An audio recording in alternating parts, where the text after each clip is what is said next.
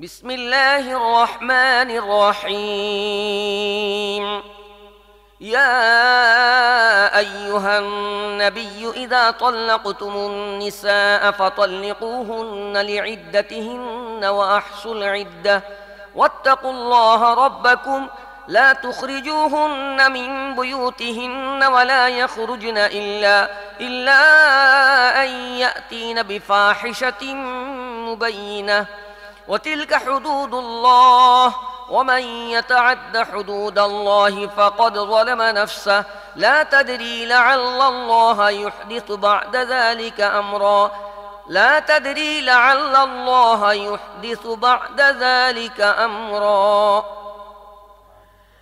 বিসমিল্লাহির রহমানির রহিম। হে নবী, তোমরা স্ত্রীলোকদের তালাক দিলে তাদেরকে তাদের ইদ্দতের জন্য তালাক দাও এবং ইদ্দতের সময়টা ঠিক মতো গণনা করো, আর তোমাদের রব আল্লাহকে ভয় করো। ইদ্দত পালনের সময় তোমরা তাদেরকে তোমাদের বাড়ি থেকে বের করে দিও না, তারা নিজেরাও যেন বের না হয়। তবে তারা যদি স্পষ্ট অশ্লীল কাজ করে তবে ভিন্ন কথা। এগুলো আল্লাহর নির্ধারিত সীমা। যে আল্লাহর সীমা লঙ্ঘন করবে সে নিজেই নিজের উপর জুলুম করবে। তোমরা জানো না আল্লাহ হয়তো এরপরে সমঝোতার কোনো উপায় সৃষ্টি করে দেবেন। فإذا بلغن أجلهن فأمسكوهن بمعروف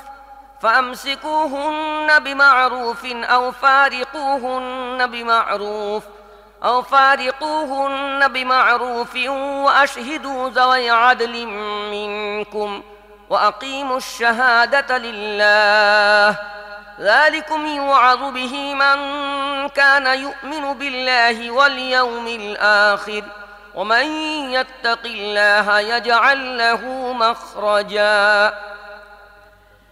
এরপর তারা যখন তাদের ইদ্দতের সময়ের সমাপ্তির পর্যায়ে পৌঁছবে তখন হয় তাদেরকে ভালোভাবে বিবাহ বন্ধনে আবদ্ধ রাখো, নয় ভালোভাবেই তাদের থেকে আলাদা হয়ে যাও।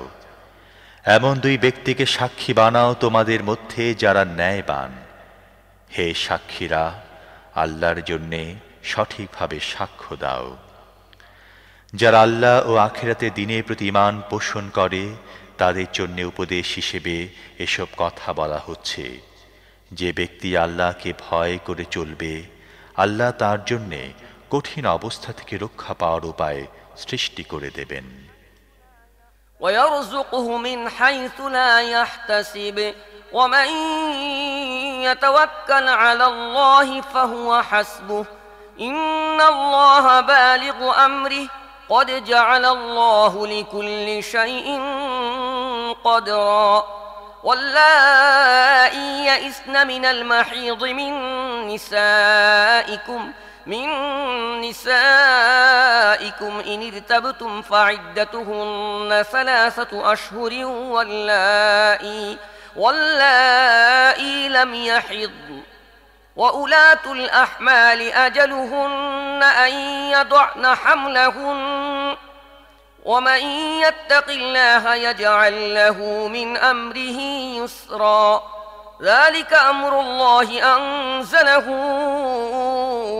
إليكم ومن يتق الله يكفر عنه سيئاته ويعظم له أجرا। এবং এমন পন্থায় তাকে রিজিক দেবেন যা সে কল্পনা করতে পারে না। যে ব্যক্তি আল্লাহর উপর নির্ভর করে আল্লাহ তার জন্য যথেষ্ট। আল্লাহ তার কাজ সম্পূর্ণ করে থাকেন। আল্লাহ প্রতিটি জিনিসের জন্য একটা মাত্রা ঠিক করে রেখেছেন। তোমাদের যেসব স্ত্রীলোকের মাসিক বন্ধ হয়ে গিয়েছে তাদের ব্যাপারে যদি তোমাদের সন্দেহ হয় তাহলে জেনে নাও যে তাদের ইদ্দতকাল 3 মাস। আর এখনো যাদের মাসিক হয়নি তাদের জন্যও একই নির্দেশ। গর্ভবতী মহিলাদের ইদ্দতের সীমা সন্তান প্রসব পর্যন্ত। যে ব্যক্তি আল্লাহকে ভয় করে তিনি তার কাজ সহজ সাধ্য করে দেন। এটা আল্লাহর বিধান যা তিনি তোমাদের প্রতি নাজিল করেছেন। যে আল্লাহকে ভয় করবে আল্লাহ তার গুনাহসমূহ মুছে ফেলবেন এবং তাকে বড় পুরস্কার দেবেন। أسكنوهن من حيث سكنتم من وجدكم ولا تضاروهن لتضيقوا عليهن وإن كن أولات حمل فأنفقوا عليهن حتى يضعن حملهن فإن أرضعن لكم فآتوهن أجورهن وأتمروا بينكم بمعروف وإن تعاسرتم فسترضع له أخرى لينفق ذو سعة من سعته ومن قدر عليه رزقه فلينفق مما آتاه الله لا يكلف الله نفسا إلا ما آتاها سيجعل الله بعد عسر يسرا।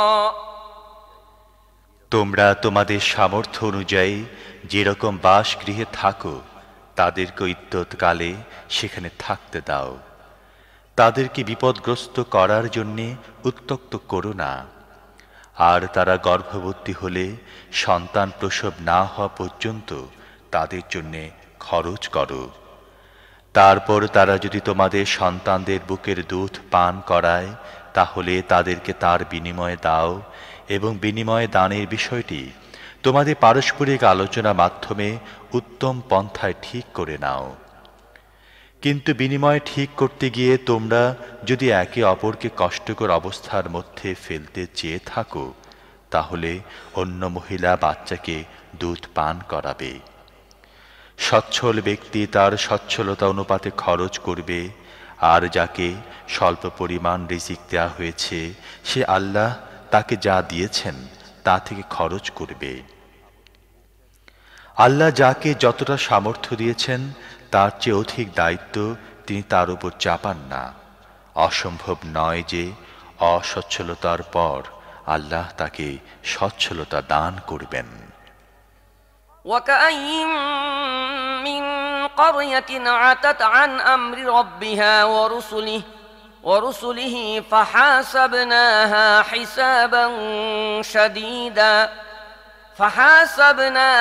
حسابا شديدا وعذبناها عذابا نكرا فذاقت وبال أمرها وكان عاقبة أمرها خسرا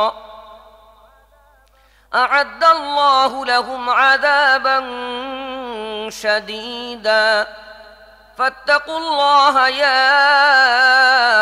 أولي الألباب الذين آمنوا قد أنزل الله إليكم ذكرا رسولا يتلو عليكم آيات الله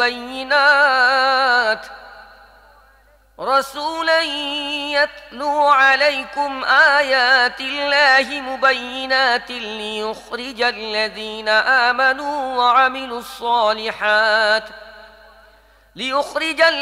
آمنوا وعملوا الصالحات من الظلمات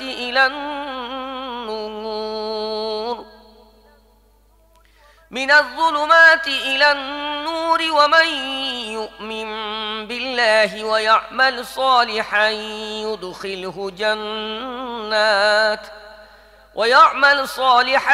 يدخله جنات تجري من تحتها الأنهار خالدين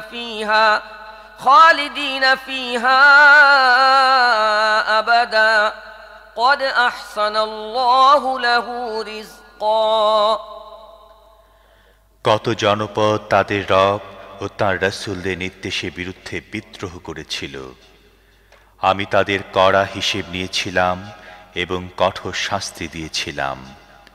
তারা তাদের কৃতকর্মের শাস্তি ভোগ করেছে। তাদের কৃতকর্মের পরিণাম ছিল শুধু ক্ষতি আর ক্ষতি। আল্লাহ আখিরাতে তাদের জন্য কঠিন শাস্তি প্রস্তুত করে রেখেছেন। অতএব হে ওইসব জ্ঞানীরা যারা ঈমান এনেছ, আল্লাহকে ভয় করো। আল্লাহ তোমাদের কাছে এক নসিহত নাজিল করেছেন, এমন এক রসূল যিনি তোমাদেরকে আল্লাহর আয়াত পড়ে শোনান, যা তোমাদের সুস্পষ্ট হিদায়াত দান করে, যাতে তিনি ঈমান গ্রহণকারী ও সৎ কর্মশীলদের অন্ধকার থেকে বের করে আলোতে নিয়ে আসেন। যে ব্যক্তি আল্লাহর প্রতি ঈমান আনবে এবং নেক কাজ করবে, আল্লাহ তাকে এমন সব জান্নাতে প্রবেশ করাবেন যার নিচ দিয়ে ঝর্ণা বয়ে চলবে।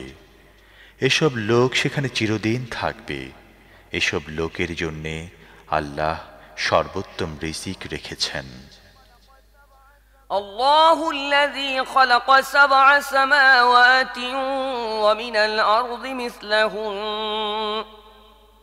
يتنزل الأمر بينهن لتعلموا أن الله على كل شيء قدير يتنزل الأمر بينهن لتعلموا أن الله على كل شيء قدير وأن الله قد أحاط بكل شيء علما আল্লাহ সেই সত্তা যিনি 7 আসমান বানিয়েছেন এবং জমিনের শ্রেণী থেকে ওইগুলোর অনুরূপ, ওইগুলোর মধ্যে হুকুম নাজিল হতে থাকে। এ কথা তোমাদের এজন্য বলা হচ্ছে যাতে তোমরা জানতে পারো আল্লাহ সব কিছুর উপরে ক্ষমতা রাখেন এবং আল্লাহর জ্ঞান সব কিছুকে পরিব্যাপ্ত করে আছে।